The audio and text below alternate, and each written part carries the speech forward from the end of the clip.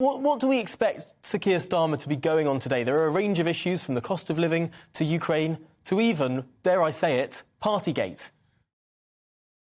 Well, I don't think we'll necessarily hear too much about Partygate. Actually, over the last few weeks, Keir Starmer, before the parliamentary recess that we've just had, Keir Starmer seemed pretty unwilling to tread over those issues again. We haven't had any major developments on that since before recess. So I think actually Labour's most likely to focus on some of those big international issues. And I think the Ukraine crisis will probably dominate. Keir Starmer yesterday, quite critical of the government's approach. He says that the sanctions that Boris Johnson has announced didn't go far enough. He's called for more sanctions. He wants SWIFT payments, which is a sort of international payment system. He wants Russia to be blocked out of that, which would have a pretty significant impact on the Russian economy. And there are a few other measures that Labour wants as well. So I think we'll probably see opposition leader get 6 questions at Prime Minister's questions. We'll probably see the majority of those dedicated to this international crisis.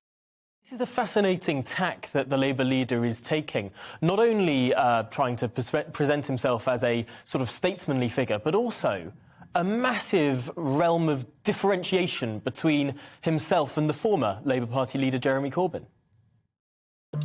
Yeah, absolutely. And Keir Starmer that was one of the first things that he made clear when he became Labour leader. The flagship speech by the Shadow Defence Secretary, John Healey, shortly after Keir Starmer took office, made the very clear point that Labour under Starmer is a big supporter of NATO, and that is the huge difference here between Jeremy Corbyn and Keir Starmer.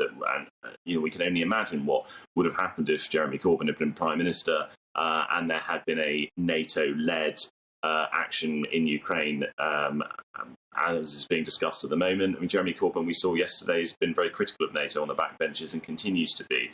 So, yes, for Keir Starmer, now is the chance for him to show that there's been a pretty major break in defence policy with Labour of the last few years.